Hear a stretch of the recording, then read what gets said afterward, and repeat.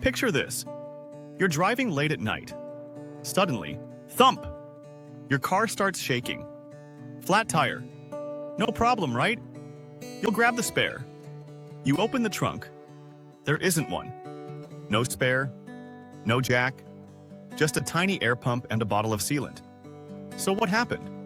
Why'd car companies quietly remove something that used to be standard for over 100 years? Is it cost cutting? Is it laziness? Or is there a bigger reason most drivers don't realize? Let's break it down. 1. Spare tires used to be normal. For decades, every car came with a spare tire. If you got a flat, you pulled over, swapped it, and kept going. Simple. But around the early 2010s, manufacturers started removing them. First, full-size spares disappeared. Then even the smaller donut spares started vanishing. Now many new cars come with a repair kit, run flat tires, or nothing at all. No big announcement. Just gone. Why? 2. The real reason. Weight. Here's the first major reason. Weight affects fuel economy. A spare tire setup weighs around 30-45 pounds. That might not sound like much, but car manufacturers fight for tiny efficiency improvements. Because governments set strict fuel economy standards. If a car weighs less, it uses slightly less fuel. And when you produce millions of vehicles, even small savings matter. Removing the spare tire reduces weight, improves fuel numbers, helps meet regulations. One small change. Huge impact at scale. But that's not the only reason. 3. Cost savings. Now think about this. A spare tire system includes the tire, the rim, a jack, tools, mounting hardware, multiply that by millions of cars per year. That's a massive cost. And here's the important part. Most drivers never use their spare tire. Many cars are sold before the first flat ever happens. From a manufacturer's perspective, why include something most people never touch? If you can save money, reduce weight, and most customers won't complain, it becomes an easy decision. 4. The rise of run-flat tires. Modern cars increasingly use something called run-flat tires. These are designed to stay structurally stable even after losing air.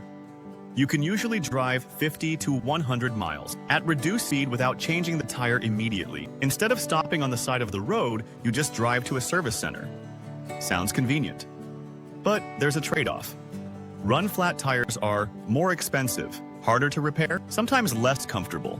And if the damage is severe, you still need a replacement. So the spare didn't completely disappear. The responsibility just shifted. 5. The repair kit. Reality. Some cars don't even use run flats. They come with a small air compressor and liquid sealant. The idea is simple. Inject sealant. Pump air. Drive away. This works for small punctures like nails.